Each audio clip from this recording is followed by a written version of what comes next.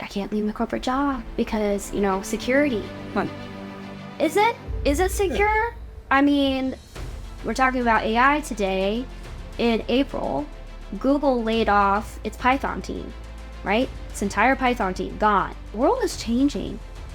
Fast. Very fast. And, it's adapt or die out here. Just do it. I mean, just do it and adjust, because I promise you're not going to talk to a single entrepreneur who's come out here and said, yeah, I made a plan before I pulled the trigger. Jump into it. And yeah, it's scary. But to me, what was way scarier was spending the next 20 years of my life chasing money. My guest today is Hailey Wilson. She calls herself as the fairy godmother of AI. And she truly is. She's also an expert in social media. And my conversation with her, we would love to explore what her journey has been and how did she land up in this, amazing world of AI and social media, and how she combines both of them together to create a business of her choice and of her own, and where she is in her path today. So I'm very excited about this conversation, and I really look forward to having this conversation with her. I'm sure you would enjoy this too. So tune in and watch the show. Hello everyone, and I have my distinct pleasure of having Hailey Wilson here. Hailey, welcome. Great to be here. Thank you. Welcome to the Business Klub podcast. Woohoo. We started the series called Small Business Spotlight, and we thought it's a good idea to get some distinguished guests and learn from them while I'm exploring my core competence as well. So it would be great if you can just deep dive into some of the questions that I ask. Feel free to go to any length. And be careful now. I'm a Southern woman. I love hearing myself talk. So you say, go talk as much as you want. We'll be here all night. Yeah, sure. I'm ready. Be careful. I'm ready. Don't say you weren't warned. Cool. Okay. So let's just get started with this. Take as much time as you want. So give me a little bit background about yourself. Where did you start your, where were you born? Where did your career started? What was your first job? And how did you land up in this social media fairy godmother of AI and social media thing, right? So how did you get here? Gosh. Okay. Well, I was born in Texas. Go all the way back to the beginning. Yeah. But that's what counts for my personality, you could say. I was Texan and born definitely Southerner. So I've had 17 years of communications experience, and in that time, I've gotten to wear all the different hats that you can wear in communications. So what did you do your graduation in? I mean, did you do in... I went to Furman University in Greenville, and I got 2 degrees, political science and communications. Okay. I graduated in 2008, and I was a rabid Republican. I was going to go and work in a campaign. I was all about that. And then I met my now ex-husband, but I got married, and he was Scottish. Okay. So had the opportunity to go live in Scotland for a year. Oh, played golf? Not too much golf. I'm really starving and freezing, but I did a lot of adventuring and hiking, and that was fun. Oh, okay. And so that's kind of the funny thing about my life, is that every time I've made all these plans, circumstances have come and really laughed at me. So as they say that man plans when God laughs. And so you can imagine taking political science and doing campaigns in Scotland wasn't so much of an option for me. And so luckily I had the double. I had the other major of communication studies, and I was able to go directly into journalism. And so I worked for a very rural, very small newspaper in Dumfries and Galloway. I didn't live in a big city. I lived in a small town named Moffat. Moffat, yep. Is it Texas? No, this is in Scotland. Oh, Scotland. Okay. Yeah, in Scotland. And there were about 2,000 people in that town and 23 pubs. So you can imagine being raised in the buckle of the Bible Belt, going from that experience to everybody's, very lubricated on a regular basis in Scotland, although they hold their liquor very well and get that to the Scottish. It was an experience, and I kind of became known as the American. And right off the bat, my career started off with explaining things, explaining Southerners, explaining Americans to Scottish people. It was really neat. And I got to see a whole new world, a whole new culture. Scotland was not for me, though. After a year of living there, I missed home, I missed the weather, and the recession was starting to really... It was 2008? This would have been like 2008, Okay. 2009, and the recession was really coming in, and I realized, okay, this is my chance. Like, we're either going to be staying in Scotland for the foreseeable future, or I need to go and try to get in before all the jobs are gone. I was very, very lucky and blessed to get a wonderful opportunity with Duke Energy at McGuire Nuclear Station, and thus began just a total love for science and explaining the scary, the technical, the really complex. About 2 years into that job, where I was at the Energy Education Center, named the Energy Forum, teaching kids to lawmakers about radiation and clean energy. Fukushima happened. And it took 6 days, about 6 days after the Fukushima incident, that we would actually start to detect radiation at the plant. And of course, the minute that news got into the headlines here, because reporters are always going to find, we have an expression, if it bleeds, it leads, right? They're always trying to localize the story, and they're trying to sensationalize the story. This is consumerism journalism, folks. And so, quite quickly, this job turned from energy education and teaching high school students to having real tough conversations with people about risks. Okay. Yeah. I'll never forget. It was an early morning, and it was an energy education center, and a lady called me, and this was like a week after Fukushima happened, and she said she was crying. She was so upset, and she said, I have 5 children, and I only had 3 potassium iodide pills, and I went ahead and gave them to 3 of my children, but I need one for myself and my husband and my 2 other kids. Ma'am, why are you taking potassium iodide? No one has given you that directive. And come to find out, there's a gentleman, I'm pretty sure he still does business on Lake Norman, and his whole business is to sell potassium iodide pills, which potassium iodide, in the event of radiation, a lot of radiation, a meltdown, you would take that and it would fill your thyroid so that it prevents you from having too much exposure. Right. Certainly not a panacea, and it's not something that you can take and it makes you, radioactive proof. And this gentleman was pushing a narrative, pushing a story about how dangerous nuclear was and how dangerous McGuire was, and scaring people. And then I realized pretty quickly then, there is more to this job than in just the company line. This is really about making people understand and feel comfortable about their neighbors and the communities that they live in. And that was the real start for lots of crisis communications. And in that time, in the last 15 years, I worked on wildfires, earthquakes. I went over to California for 10 years, worked for PG&E. They hired me shortly after the San Bruno incident, where there was a house explosion that killed 8 people.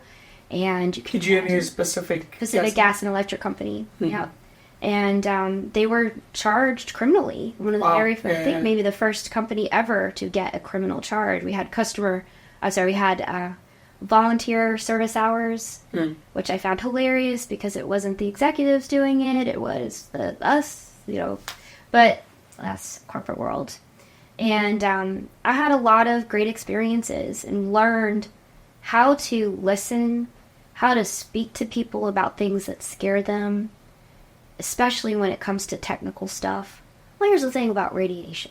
It sounds really scary, but you're giving off radiation. You eat a banana, you're going to get radiation. You are in a brick house, guess what? You're going to be getting radiation. You fly, you're going to get radiation. And our radiation measurements are so sensitive that you can measure it to almost 0. So to say, we're picking up radiation, makes a great headline, but it's not really dealing with reality. Right.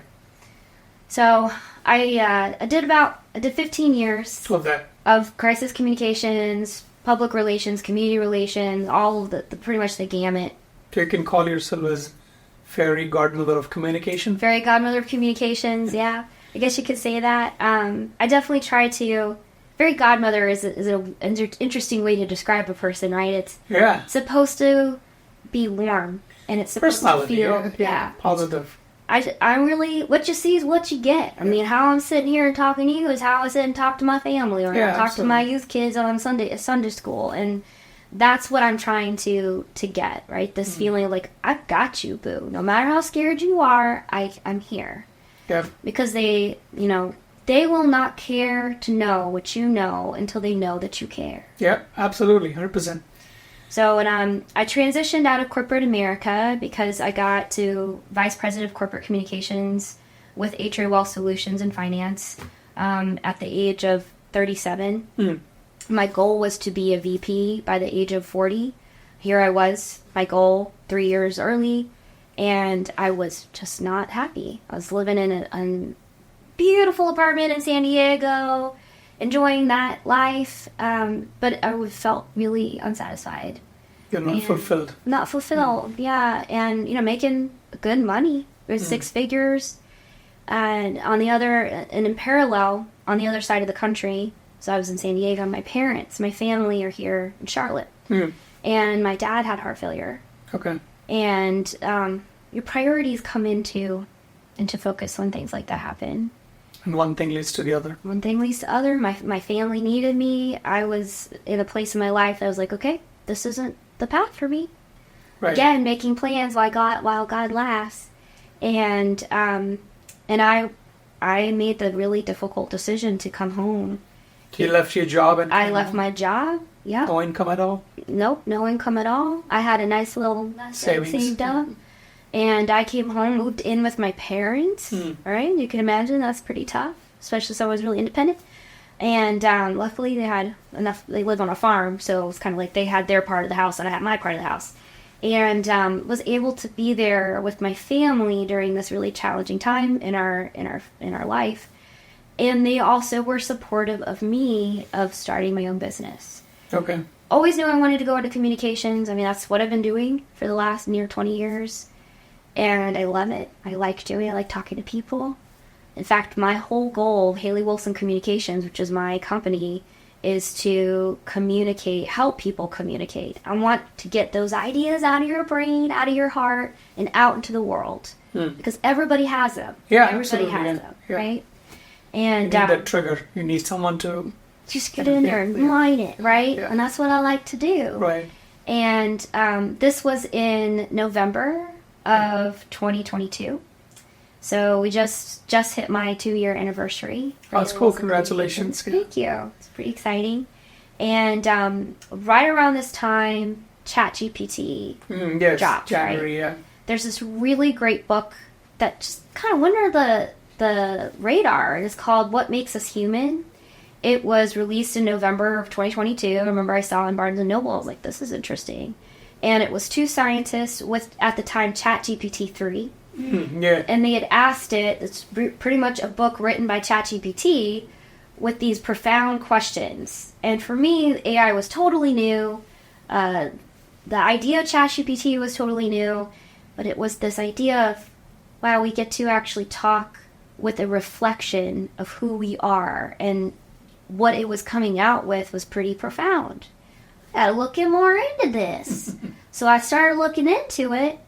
And when it dropped in December, where everybody was able to go in and get it, everybody else was busy, right? They were with their families. I don't have kids. I got my nephews and I got my parents. My parents go to bed early and they wake up early when I was asleep. So, I have a lot of time away from my family to be able to say, well, it's just the Christmas holiday. What am I going to do? I'm going to play with this new AI thing. Right. Realized very quickly that this was going to be big. Very, very big, particularly in my industry. I mean, I'm a wordsmith. Right. I'm a communicator, right? Here is now, think about crisis communications. Here is now someone who doesn't need to sleep, doesn't need to eat, isn't terribly affected by biases, although there's always that concern, no more than a normal human being. And it will give you consistent results. So, whereas you have a nuclear incident and you have to get out a news release immediately within 30 minutes, am I going to go to the person who is waking up from bed at 2 a.m. in the morning, is groggy, hasn't had their coffee? Or can I put the facts into ChatGPT, blah, blah, blah, blah, blah. Is it going to win a Pulitzer Prize? No. But it's going to get the information out there in a really quick and efficient way.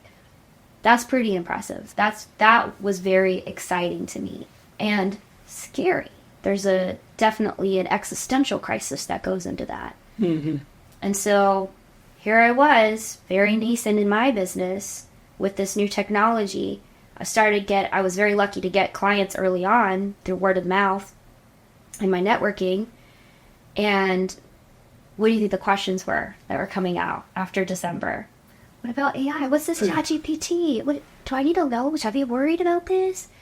And because I want to be such a people pleaser and satisfy my clients, I went and was like, well, let me tell you about it. And I had done the research and quickly found myself in this role of what I like to call fairy godmother of AI, because it wasn't so much as I didn't need to necessarily be the expert on everything about AI, but because I was curious and you knew who you would get the answers. Exactly. I found myself within of just a few months of doing this work and on LinkedIn reaching out like, hey, have you seen that AI thing? Oh, I hear you're working on this AI tool. Tell me more about that. Found myself having like what we call our Avengers Roundtable. And it was a weekly. It's now kind of shifted more to a monthly meeting with people from I'm really proud to say from like all over. We have people in Europe and Australia, all over here in the States and Mexico and Brazil. And these are product marketers. These are communicators like me, but they're also developers, people who are actually developing this technology and are just curious to talk to people who are going to be using these tools. Right. And from these conversations, we would totally nerd out. It was like a complete geek fest. Loved it.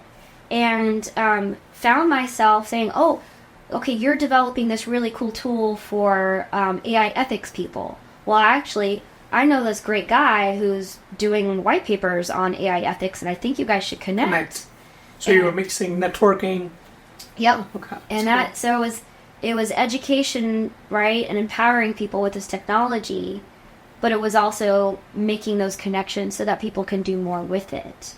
And you think about starting off with nuclear, where you're taking something very scary and very technical and complex, and you're translating it into something that people can understand that they use every single day. How's that different from AI?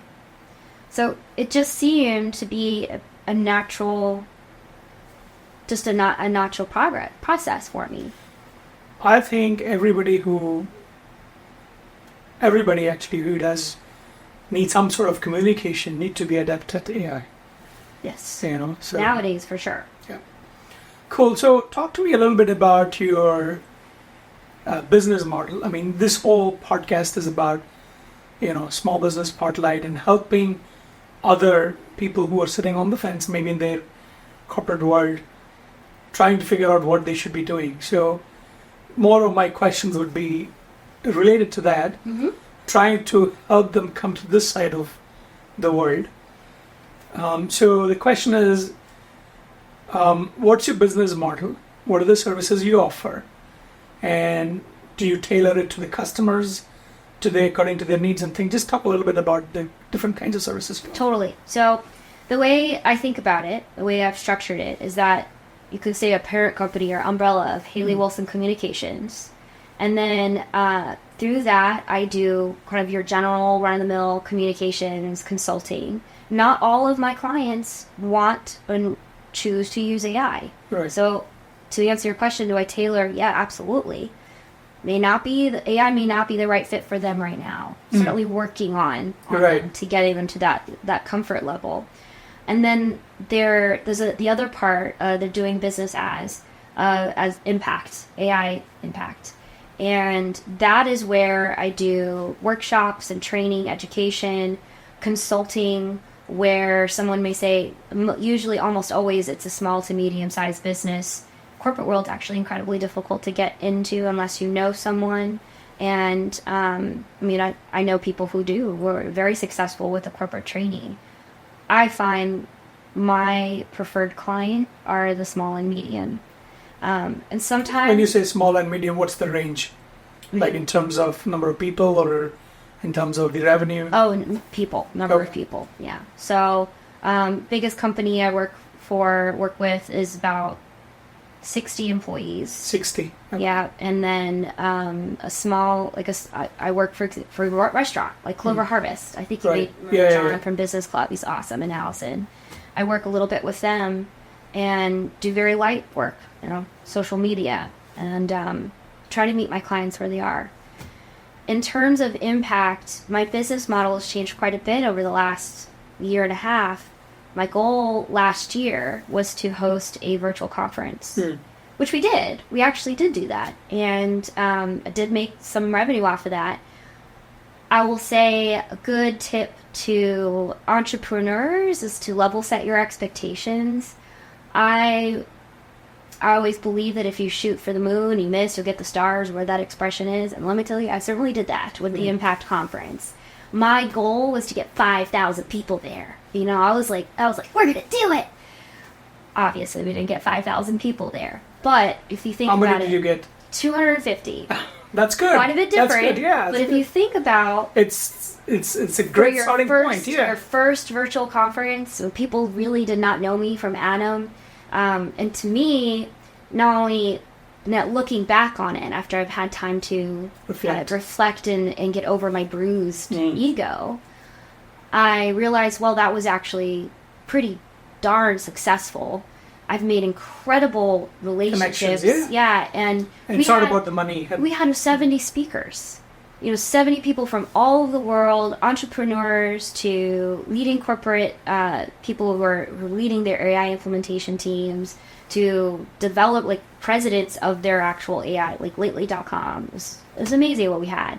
And so it's really it's all perspective, what you think is success.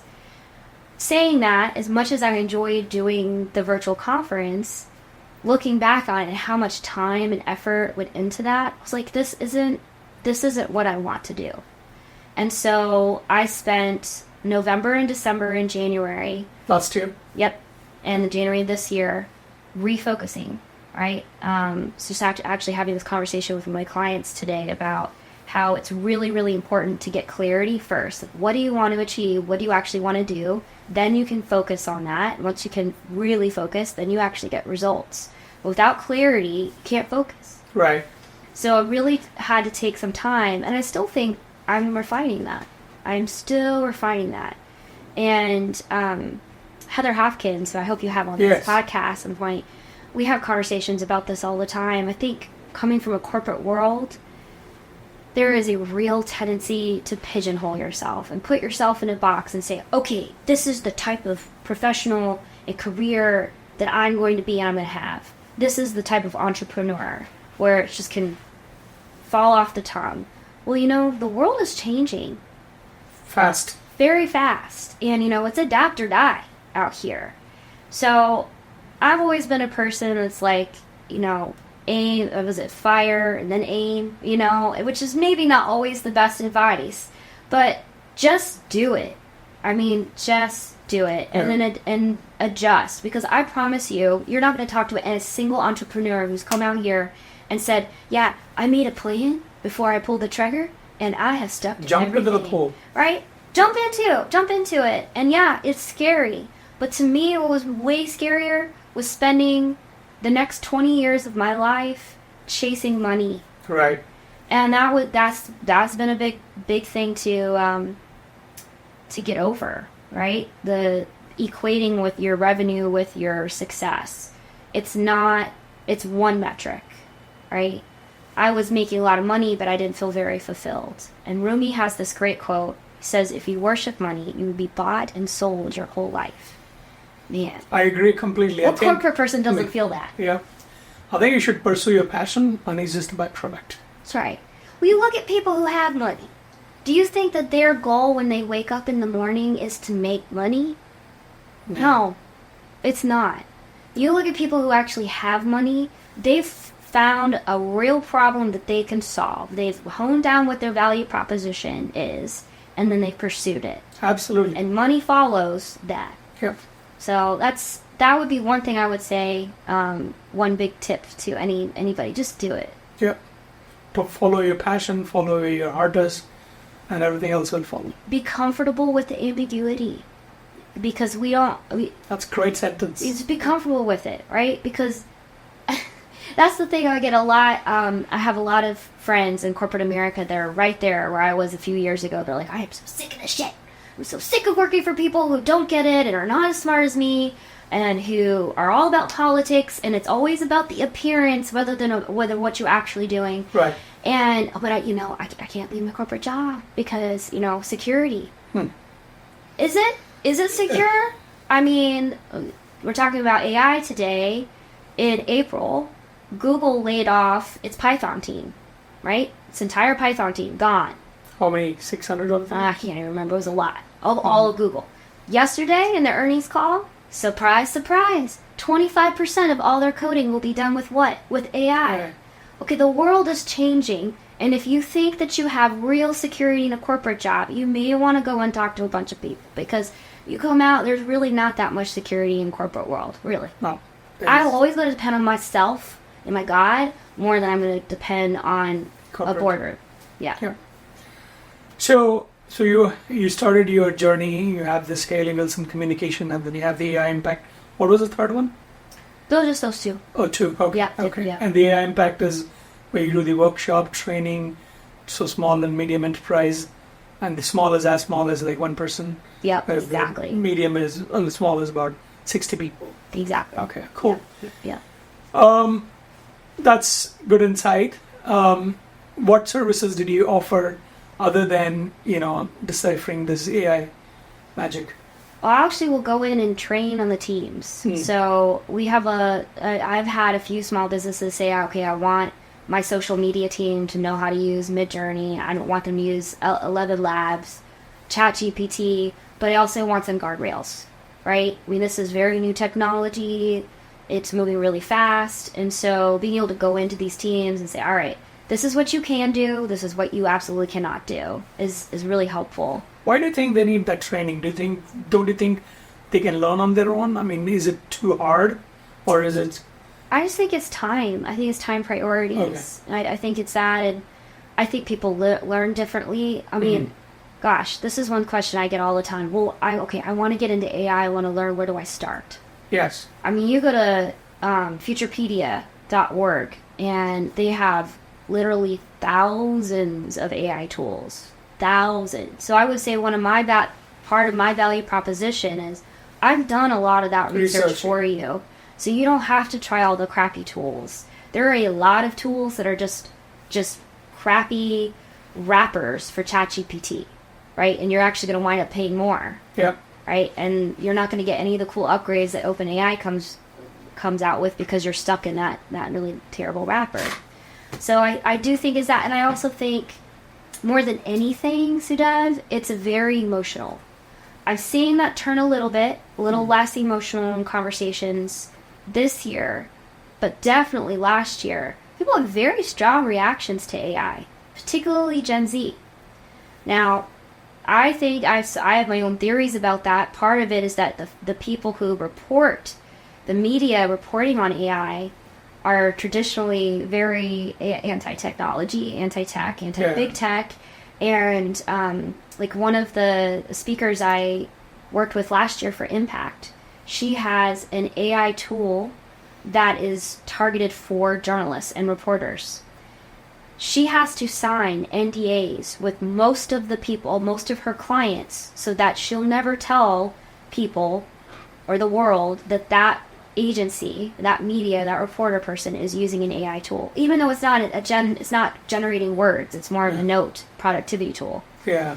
And so there's such a hesitation and such a fear associated. It's like with more AI. facade. Yeah, exactly. Like fake stuff. And so I think there's that. People are picking up on a little bit of that paranoia. Straight up call it paranoia. But I'll say this, and I think it's important to be honest as an advocate for AI as I am. It's important to be honest that there are some real challenges with AI. There are definitely data. I mean, the deep fakes, man, those are dangerous. That'll keep a crisis communicator in business for sure. And then, of course, there are going to be job loss. There is going to be job loss. It's going to be very similar to like in the 1800s. So the Jacquard loom was created, and that loom replaced anywhere from 8 to 10 workers. So those workers who were they were not skilled workers, right? They would actually make the tapestries and all the textiles. They're not in a job anymore because you have this loom. And it's pretty sad for them, right? We have people like that. I think with the strike that came out with our longshoremen, that's a really great example of where you have this tension of you want to be humane to those people in these jobs who are going to be impacted. Right. But you don't want to get in the way of progress. Because here's the reality.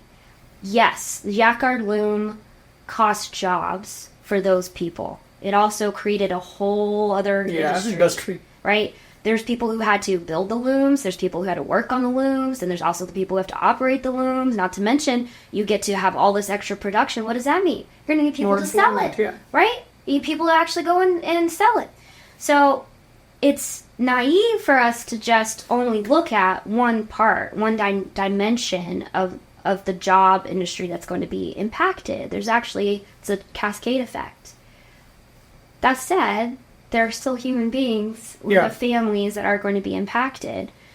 More anxiety than anything else. But I think there are limits to that. I mean, here we had the strike, and I'm not going to get political, hopefully, about it, but that's, to me, is a great example. I would say, now let's automate those ports. It's going to really suck for those longshoremen, but here we are. We just had a horrible hurricane. 2 hurricanes come through, absolutely ravaged the southeast, my state, North Carolina, your state, totally destroyed in a lot parts of it.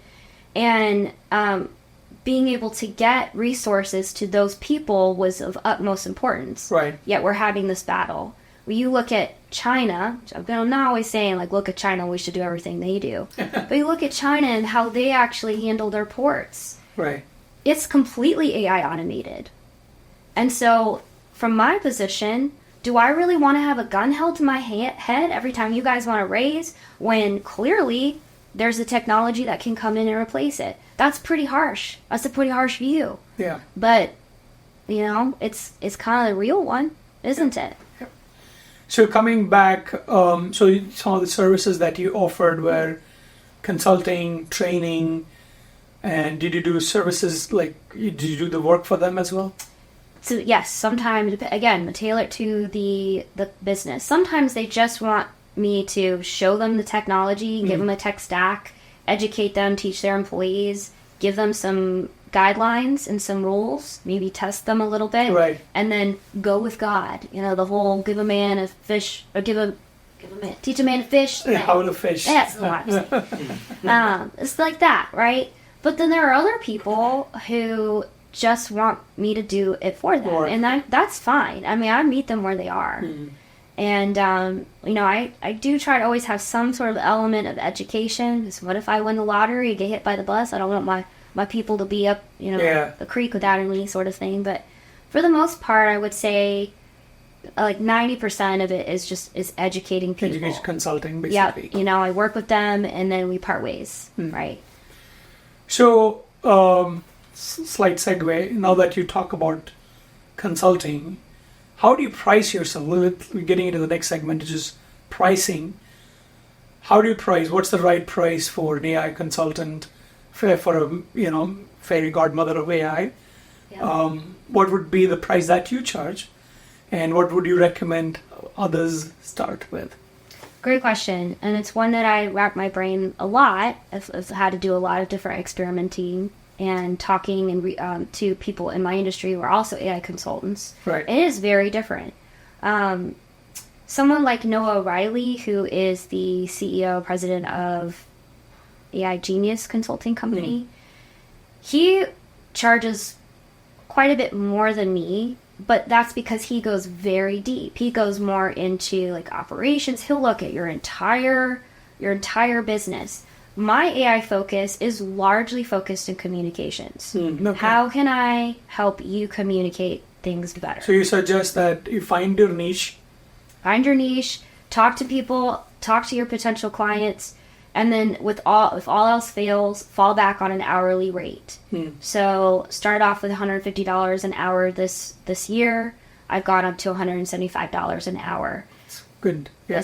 And thankfully, very blessed. People will pay it. Yeah. Of course. And there's a value for everything. there's exactly. And if you don't value yourself, then how can you expect anyone else to, right? And I think you send a signal to your potential clients if you value yourself too low. You know, I do art on the side, and I used to sell it. And I remember for a PG&E, we did a employee art gallery for charity, and you could sell your art. Well, I priced my art at like what I thought it was worth, which was $20, $25 here and there. That's what they paid you. Right? That's what they paid me. But there was my colleague. She was smarter than me. Good old Alma. And she was a better artist than me, but she priced hers at $1,000, $2,000. She sold all of her paintings. Okay? People had no problem paying it. And that was a valuable lesson for me there. So I'm trying to take that lesson into my business. I find the retainer model is really effective. I usually do a 50% deposit up front. I will say for entrepreneurs, a big watch out. People sometimes don't always pay their bills. So if you can get a little bit of skin in the game up front, that's going to help protect you in the long run.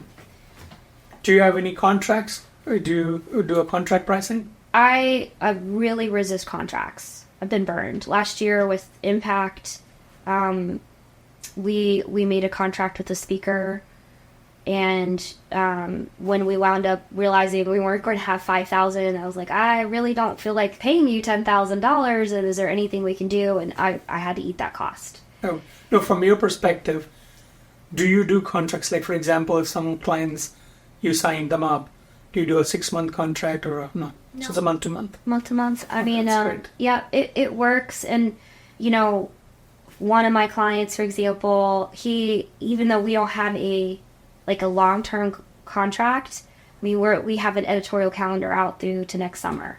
So, you know, again, I think you gotta be comfortable with the ambiguity, right? And that's hard. I think one of my very first clients I had, you know, I really pushed for that 6-month contract, and was able to go for 2 runs of that.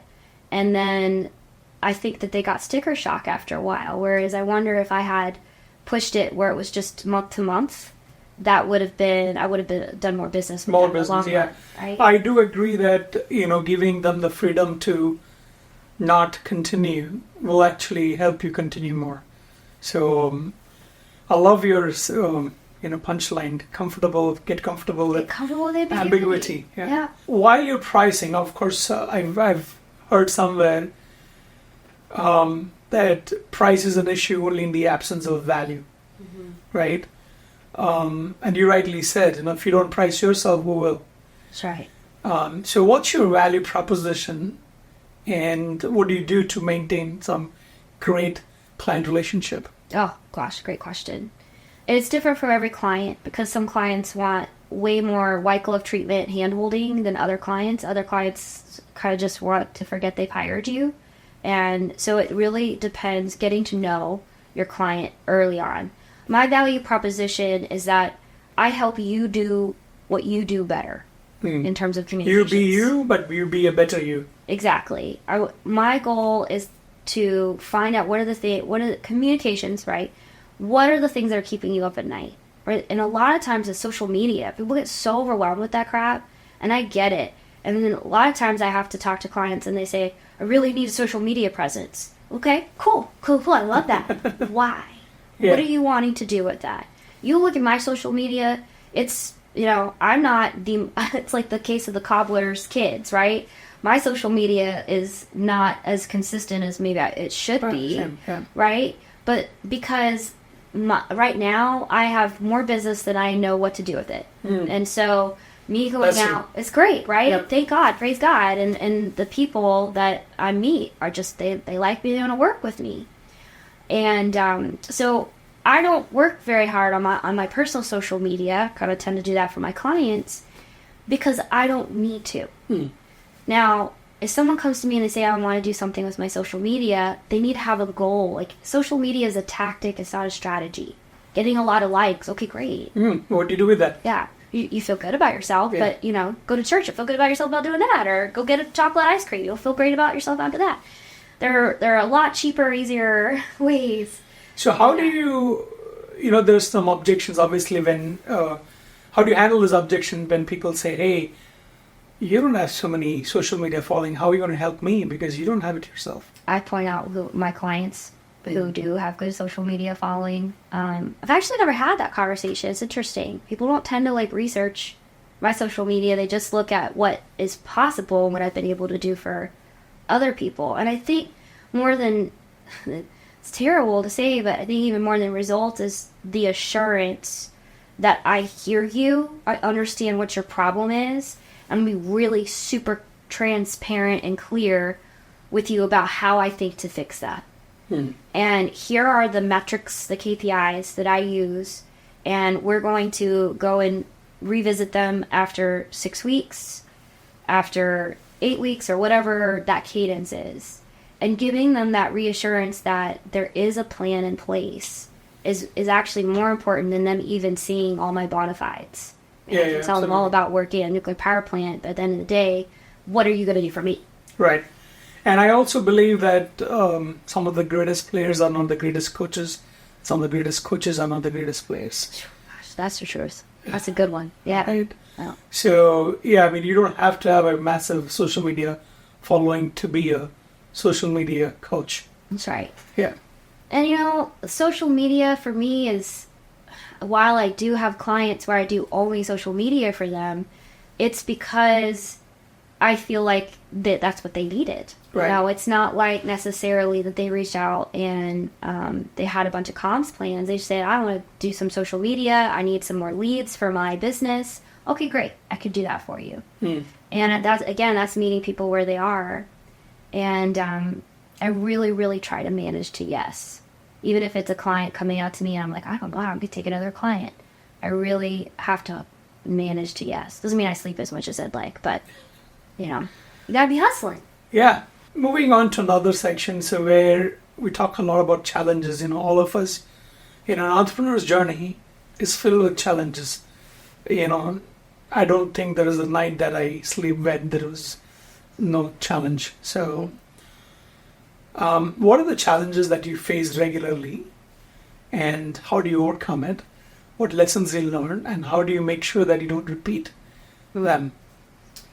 Well, it's funny. I was just saying to one of so I have what I call a board of directors. They're Hailey Wilson Communications Board of Directors. And nothing really formal or anything like that. But there are 4 people. Sounding boards? So exactly. Yep.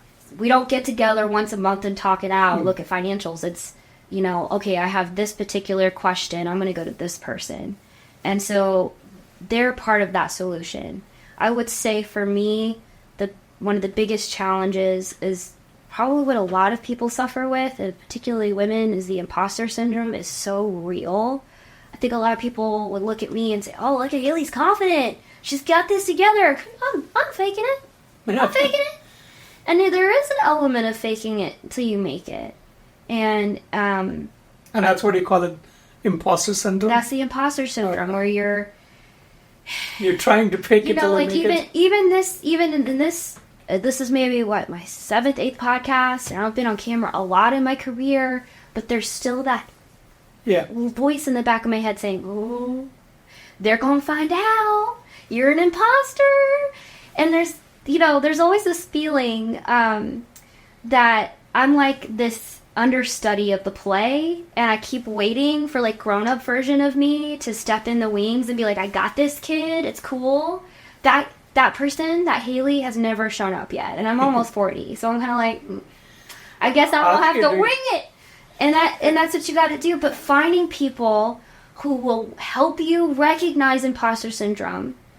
And imposter syndrome comes in all sorts of different ways, right? It can be like when you're really hard on yourself. Like, oh my gosh, why did I make that horrible contract with that speaker? That tore me up.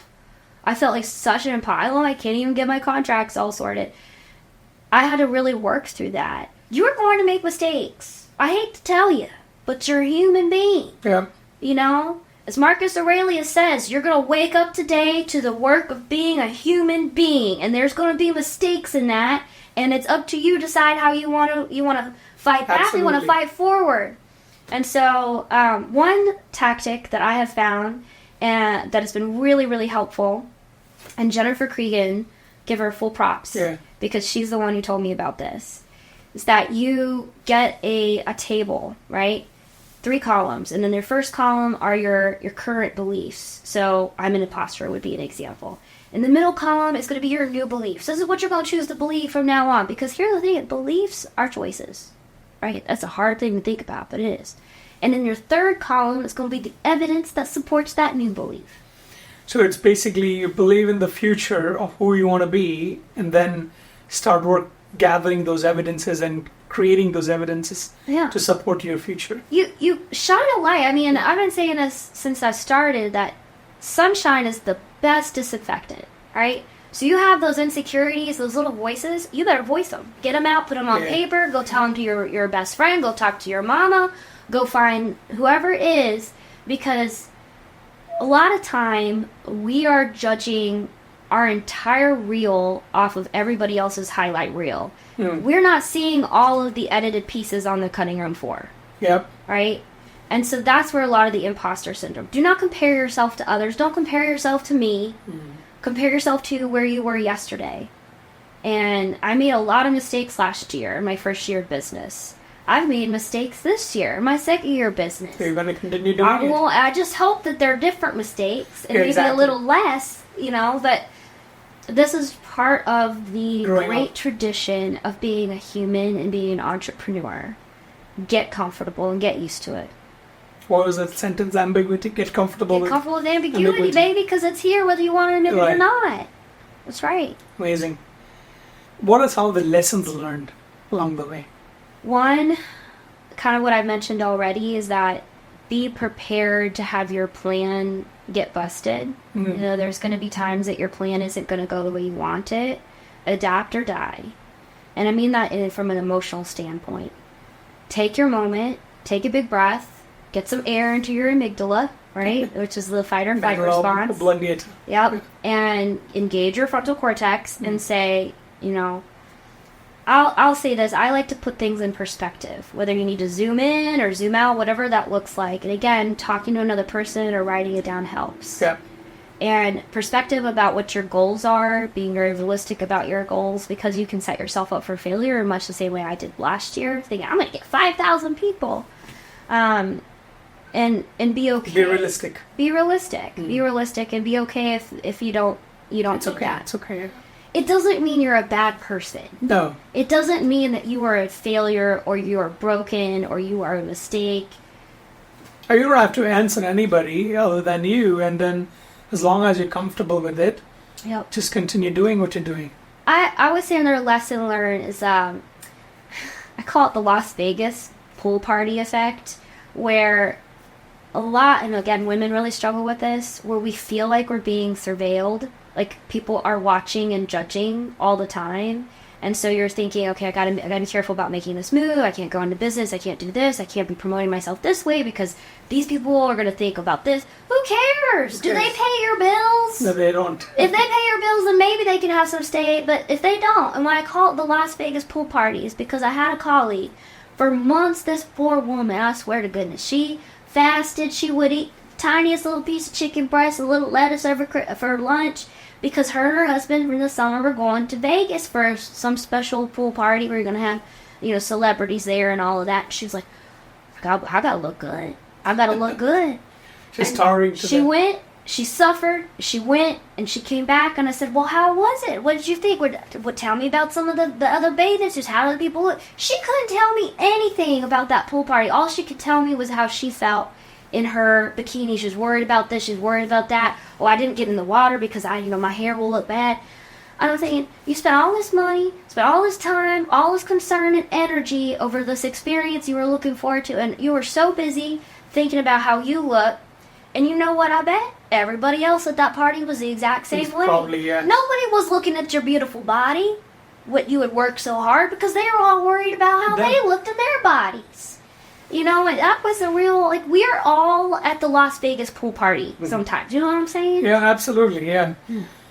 I mean, you gotta sometimes let go of those thoughts and then be yourself and then just continue in that journey. That's right. Rather than, worry about some nitty-gritties along the way. I always say when you're moving, the mountains don't count the pebbles. That's right. And you know what? Sometimes pebbles are people. Yep. A lot of times, right? Good piece of advice is don't ever take advice from someone you wouldn't accept criticism for. Oh, absolutely, yeah. Right? Yeah. And I had lovely people who I still love try to talk me out of starting my own business. Oh, you don't want to lose this Sure. lifestyle. And once you go out, it's really hard to get back into corporate America. And to them, it really did feel or appear like I was just jumping into the abyss. And at some point, you have to decide who you really go believe.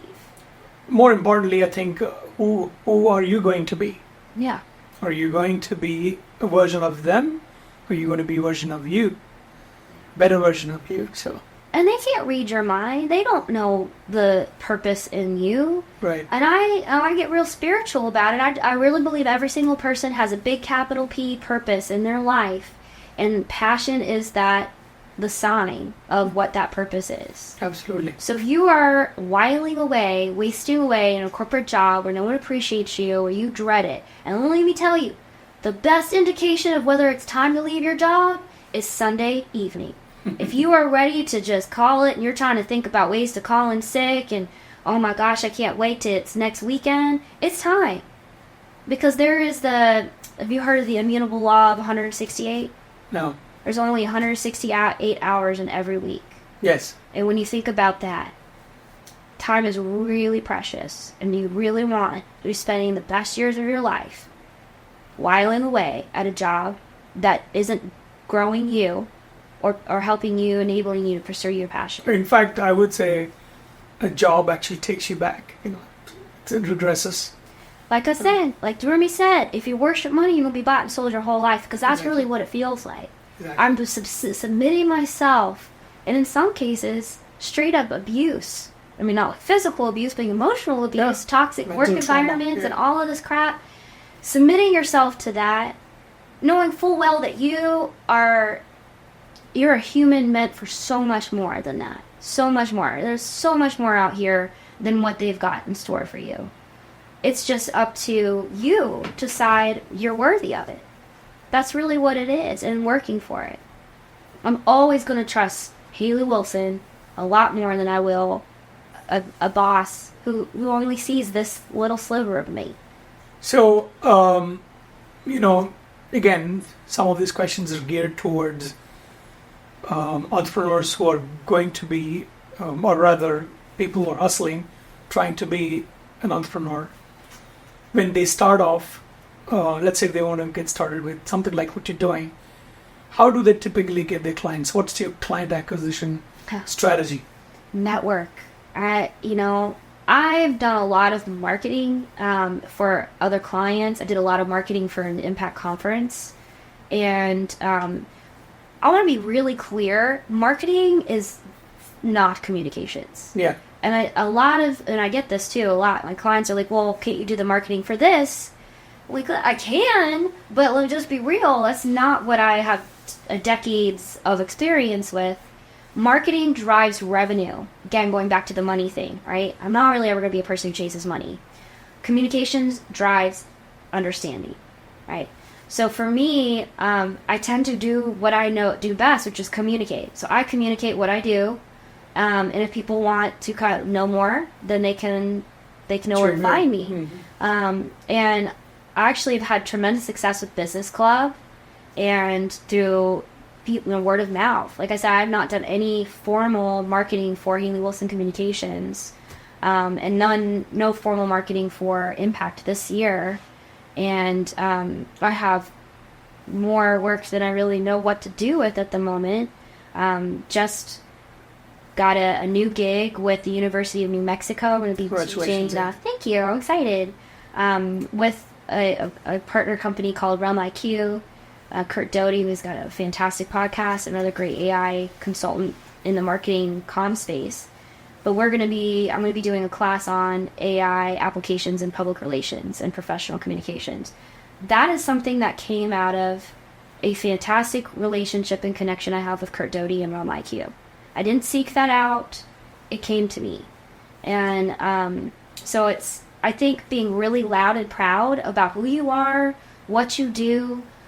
Part of the thing with Kurt is I've really tried to nurture that relationship. He's been a key member of our Avengers Roundtable. I've introduced him to many, many people who've been on his guests on his podcast. Again, making those connections as the AI fairy godmother. Asking yourself, like, what can I do to help? And you'll be amazed at, you're looking for problems to solve and we'll find them. Yeah. Oh, there is Paul Coelho's principle. When you want to achieve something, the universe will come together to make it happen. I really believe that. Yeah. I mean, it sounds kind of hokey. There's probably an entrepreneur who's going to watch this go, okay, yeah, but what can I do with that? What can you do with that? Well, go to your LinkedIn. Your LinkedIn should be, I would get the premium for that. I do believe in that. Sales Navigator or premium? Yeah, premium. Yeah, I like premium. I've not had a lot, like, again, I don't do a lot of marketing, so someone else will have to tell you a little bit more about the Sales Navigator. That's like $45 or something? The premium? Yeah, maybe it'd be more expensive than that. But it's worth it to me because I see who looks at my profile. I don't like doing the cold... Yeah, outreach. Yeah. You know, like, which I find kind of funny in a way because that's how I found you. Yeah. And how I wound up at the business club. So I do think that there are... I did the cold outreach. You did, and it worked. Yeah. And Jack did too. Yes. So that was good. I was doing it for Jack. He was my client. And the thing is, you answered a problem that I had, which is I want people to know more. I want to get out and talk about what I do. And... because again, I'm always chasing clarity. I'm still chasing clarity and refining my services. And I find the more conversations like this that I have, the things that I emphasize, the questions that people ask, will further refine my service offering and how I talk about what I do. And so I would say be really loud and proud about what you do.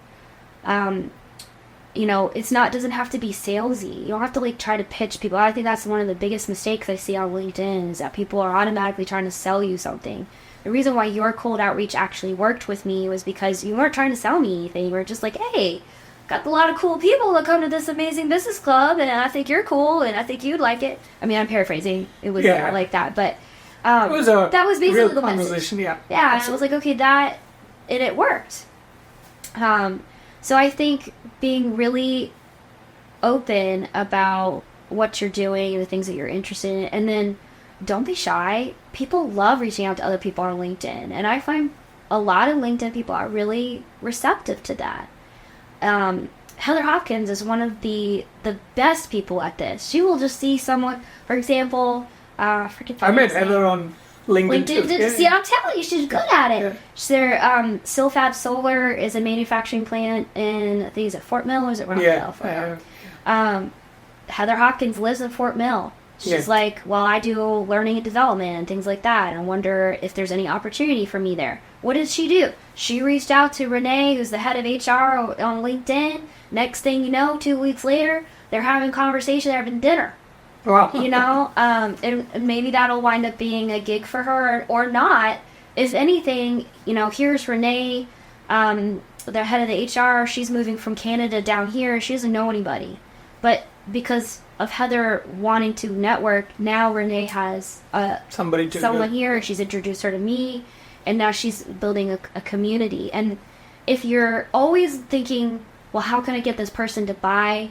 Or, how can I sell this? Then they're going to pick up on the energy. They're going to know that immediately. And so it's really just be a human, be out here. And I work from home now. And for me, I have to be I'm a people person, fairy godmother. I mean, everybody's my baby, you know what I'm saying? Yes. So for me, just to have some level of sanity, if you want to call it sanity, I have to get out and people talking to people. And you know, aren't there some people out here that are just going to be buttholes and they're going to try to bring you down? Of course. Yes. There's always going to be people who want to throw rocks at things that shine. You keep shining anyway. Yeah. And that's just it. You just let that water flow off the back of the duck. So, you were talking a lot about networking. Mm-hmm. Do you mean in-person networking or just the LinkedIn or mix of both? All of them. Yes, especially if you're starting out. Well, I'm going to tell you one of the reasons why I find it so important.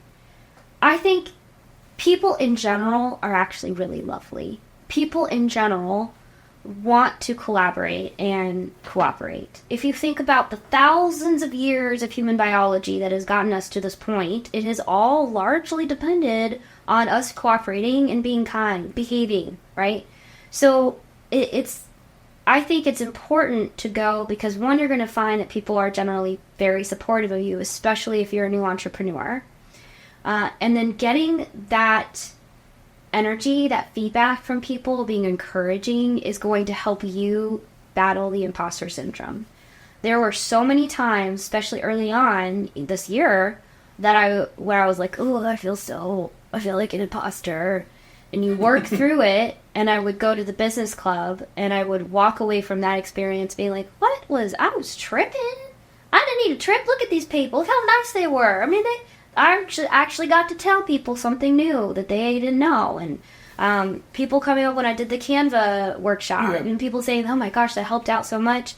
That is extremely validating.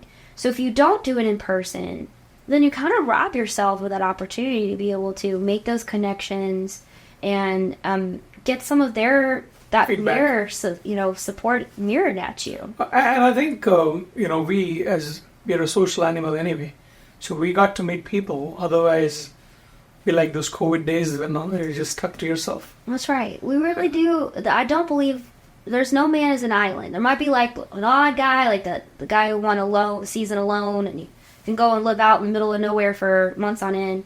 We're not like that. Human beings really do. We need each other. We have to cooperate. So I think it's important to apply that in your business. I think there is a hesitation anytime you're going into a new space, especially if you're going to a business club or a Rotary Club for the first time. You're always thinking, all these people know each other, and I'm going to be the new kid. It's going to be like, instantly you're in 11th grade, a sophomore in high school, and you're in the cafeteria, and everybody's got a place to sit, and you're sitting there with your tray, and you're like, I don't know what the hell I'm doing with my tray. I guess I'm going to go eat in the bathroom and cry myself to sleep. You know, even someone like me, who comes across as being like people all the time, I still struggle with that. There's still like, I've just got hesitation. Yeah. But I'm going to have to tell you, as an entrepreneur, you got to work through the fear. Sometimes you just have to do it afraid.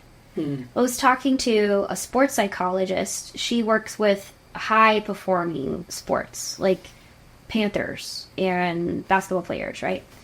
And I was shocked. She said she has so many of her patients who, even though they're performing at the highest level, they have all the validation of high contracts and, jersey and all of that, they still Ralph before every game.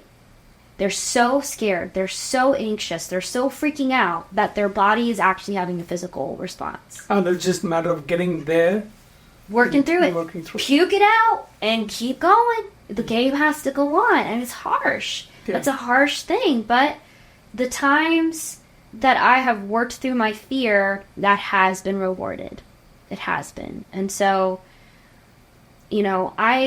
some things, sometimes to get myself through it, I'll say, well, it's a good thing I didn't choose to go into like brain surgery. I mean, no one's going to die. Because of doing some things. Exactly. No one's going to die if I make a mistake or if I make a fool of myself. I mean, listen, Sudev, I love the taste of my feet in my mouth. My feet are always in my mouth all the time, as you think that. Because I do always say the wrong thing. I feel like I say that. For someone who's in communications. I'm in communications because I finally found someone who will pay me to talk. It's great. But you don't open your mouth, where you going to go? That's right. So, talk and talk and talk. But, so I think it's important to know, hear me, young entrepreneur, that there are people at that business club, that Rotary Club, whatever it is, chess club, who are going to see you, and they're going to know that you feel vulnerable, and they're going to want to help. Because I know in the experience of the business club, that's true. And even other clubs I've been to, that's true. And let me tell you, if there isn't, then you know that's not the club for you, and you go try something else. Absolutely right. When you go to these networking meetings, obviously, I always say I smell opportunity, I talk opportunity, and I breathe opportunity. If I see someone, that's what I do. I smell, breathe, talk. So how do you forge alliances? How do you forge partnership? Does it happen automatically? Do you guys click like this? Or how do you take it forward? It depends on the situation. I would say most of my clients is wound up being an organic conversation where someone starts talking about challenges they have, and I think I naturally tend to be more of a problem solver, which isn't always the best. Sometimes people just want to be validated. They don't want you to ideate all their problems. So that's something I have to really be aware of. Restrain yourself. Restrain. Like, it's okay, they're not asking for you to fix everything. You don't need to solve the world. But listening and say, well, have you thought about trying this for that? Or just being really open about, hey, that's so funny. I had a client with the same issue, and this is how we resolved that. You really wind up making connections just through organic conversation. Heather Hopkins, and I've mentioned her a couple of times, she and I met at the business club and became friends, and she's one of those people who's always looking for ways to include you. She's introduced me to a lot of different people saying, Hailey can teach you AI. She's making connections for me on my behalf. That's a really wonderful type of person to have in your life. She's your ambassador, basically. Find the super connectors. Who are going to be your ambassadors? Kurt's another one. Kurt Doty is always looking for ways. Okay, Hailey has a lot to offer. I'm doing this project. Is there a way to plug her in? If you find those super connectors, and you will, nurture those relationships. So much so that Heather and I were talking one day, like, wouldn't it be cool to do a women's retreat? All these great women that we've met. Yeah, she did talk to me about that. Right? The golf one. Yeah. And so we just 2 weekends ago, we had our first kind of proof of concept. Oh, nice. Of a women's retreat. We call it Women of Worth, and we had 7 women there. And we just rented an Airbnb, had a great itinerary. That's great. So now we are planning on doing one every quarter next year. We have a wait list already. So Women in retreat. Yeah, Women of Worth. Women of Worth. Women of Worth, the retreat. Okay. And there's such a need. And so sometimes it could be finding your super connector or another colleague, and you guys are talking about like a problem or a challenge or a gap. We see that there are a lot of professional women, professional entrepreneurs out here who are just craving for validation, craving for community, craving for a weekend away from their husband and their kids, and really focus and invest on themselves. Well, why can't we offer them that experience? Right. So I think a lot of it is just being really open-minded. And that goes back to what we were saying earlier about really resist that temptation to put yourself in a box and label yourself, constrain yourself. I make money a lot of ways. I make money doing social media, designing websites, putting together crisis plans when there's been a data breach, things like that. Teaching AI, women's workshops, ghostwriting. There's a lot of different ways to make money. Empathy workshops, design thinking workshops, teaching that stuff. I've got a blog that eventually will be turned paid, and for that will earn money. Why not? This is your sandbox. And are all of these things that I do going to be the same thing that I do a year or 2 years from now? Almost certainly not. Probably not, yeah. I mean, I decided pretty quickly I didn't want to do another virtual conference of impact. But my goodness, what did I learn? I learned so much, and all the connections I made. I mean, you can't buy that. So, embrace that. Definitely. Absolutely. Do you use AI in content marketing for yourself, for the clients? Yes. How do Not you- all of my clients, but the ones that allow me to. Okay. And a little bit for myself, although again, I don't really do much content marketing. Usually it's to streamline and make the content more polished and or give them time back. So one client, she is a young mom. She's just started her own business actually she's had her business for about 3 years. And she is a personal brander, web design, does a lot of really amazing things, hates social media, hates putting together content for social media, hates going on camera to talk about her business on social media. So using a combination of 11 Labs, which is a great voice cloning tool, HeyGen, which just came out, was super excited about this, where it's you can make a really convincing AI avatar. And so she's able, without having to face and deal with the camera, she's able to be really thoughtful about how she talks about her business, what she can offer, and she can put content together and schedule it, and then analyze it all using AI. And so that's just one example of a ton where you can really use AI just for on your content. So I'm going to come to those tools a little later. But so how do you convert some of your skeptical clients? So It's the same thing as when I was in corporate America, right? And I did a lot of internal communication and employee engagement. And whenever you're in those roles, you just find resistance from IT to try anything new, resistance from HR to do anything personal. And so you get really good at learning this phrase. Let's just try it this one time. Doesn't work? You don't like it? It's fine. Again, going back to, we are not doing brain science. It's something we do that doesn't work out. Okay, you lost a week of branding, whatever. Okay? And of course, I would never just say, I would never advocate to put up an untested AI chatbot to handle your customer service. Oh, yeah, So, of course. obviously, this is with guardrails and within reason. But you try it, and it works.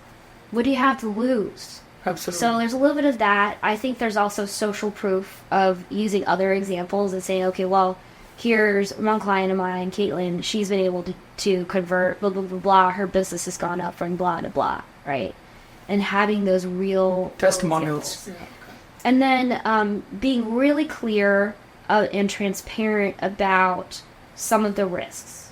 So one thing, if you have an AI consultant that you're working with and they're not telling you about data security or, hey, here are some of the things that I would tell you to look out for, then I would maybe question them about that.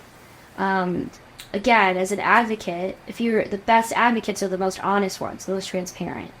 So I'm clear with my clients, okay, if you use this tool, it can hallucinate.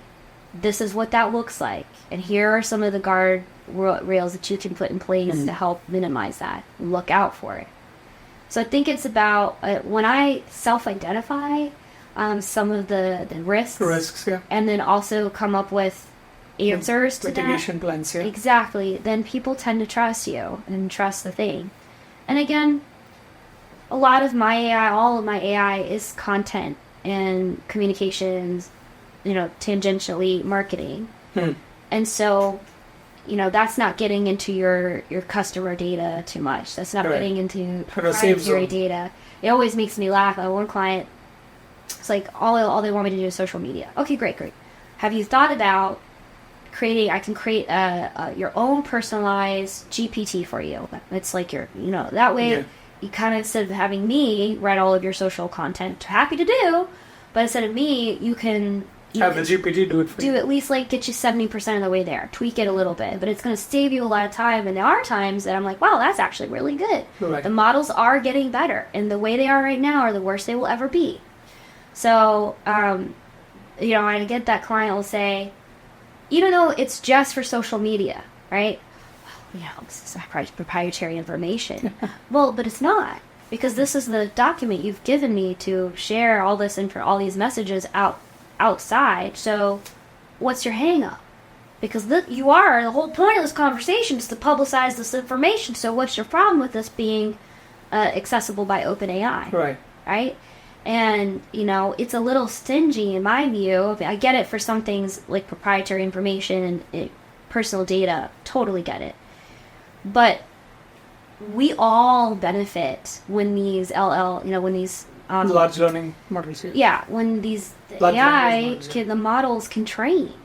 So when I can, I try to make sure, yes, it's on, that it can train off of my data. A lot of my Hailey Wilson column stuff, for example, is totally trained, because the more I offer, the better it will be. Gets, yeah. So question on, scaling and growth. You started your business 2022. Now, with a lot of networking, you developed a ton of clients. You have some ambassadors or your strategic partners who refer you clients. You're at a stage where you have abundance of business. How do you, if somebody who's coming newly into the world like you have been 2 years ago, what would you recommend? How should they be preparing themselves for scaling and growth, and how can they scale? It's a hard question for me to answer, because I don't think I have successfully scaled it yet. I'm 2 years in, and yes, I have a lot of things, but if I get sick or if I have a vacation, the business stops. And so one day I'd like to get it to where that's not the case. So I see what you're saying. I think you're trying to ask, how do you get clients? How do you... That's what you're trying to say? Yeah, so today Hailey Wilson is just maybe a one-person shop. Correct me if I'm wrong. Oh, no, yeah. Yeah, okay. One and only. So if you were to have several duplicates of you out there, how do you intend to scale? I know you're only 2 years into the business. Say tomorrow, in 5 years from now, if you have to scale, what are the things that you would do to scale? Well, whoever is going to be taking on my work, my clients, they need to get really, really clear about the culture of how I work. One of the main reasons that I do well with my business and with my clients, and that I have repeat clients, is because of my culture. It's because of how I approach people. Right. And so I would have to have extreme alignment and a very good onboarding program, probably an apprenticeship for at least 3 to 6 months with that person.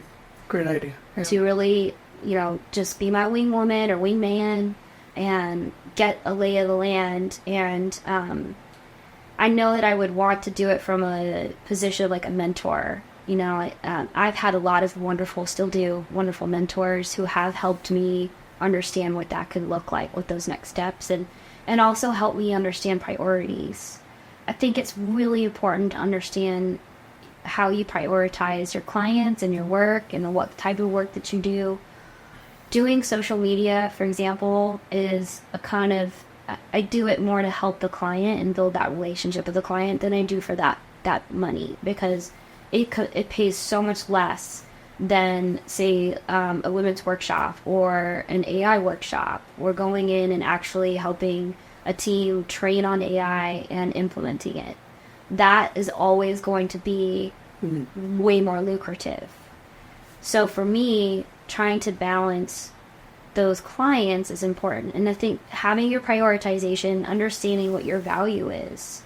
Maybe one option could be getting 6 different clients who do the small little bits of social media, and then offset that with 2 or 3 larger clients. That's an option. And that's the beautiful thing about being an entrepreneur. Customize it. Yeah, and because I have clients that roll on and clients that roll off, when I have repeat clients, my client list goes up and down. I can go from 2 to 6 to more than that, back down to 2. And I think it's something that still stresses me out. So, but again, I'm trying to be comfortable with that and understand that as long as I'm working my behind off, right? Right. I'm Feel free. I'm feeling abundant right now. I'm not chasing the almighty dollar. I'm chasing what value can I bring? Absolutely. And I think as long as you keep that in line, the road or God, the universe, the source, whatever your religion is, it will bless you. It really will. It's a hard thing to hear because it requires an element of trust and faith. And I hear this all the time. I don't have any faith. Yes, you do. Everybody has faith. I'm not talking about faith in a higher power. That's your own business. But every time you get on a plane, you have faith. You have faith that the pilot is trained, and you have faith in the people that are letting that pilot fly that plane.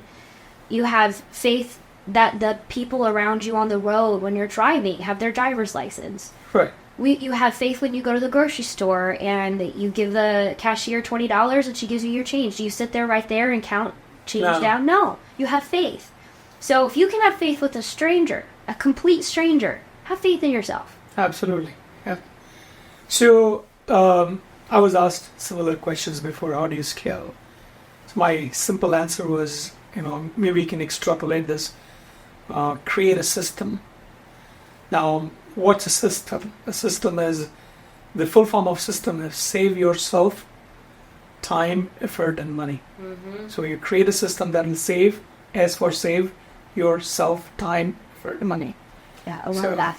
Yeah. So it's definitely true. And again, I think once you have that system in place and you have a pretty good idea of like, okay, this service, it requires this amount of effort and this amount of time. Because effort and time are not the same. Correct. Right?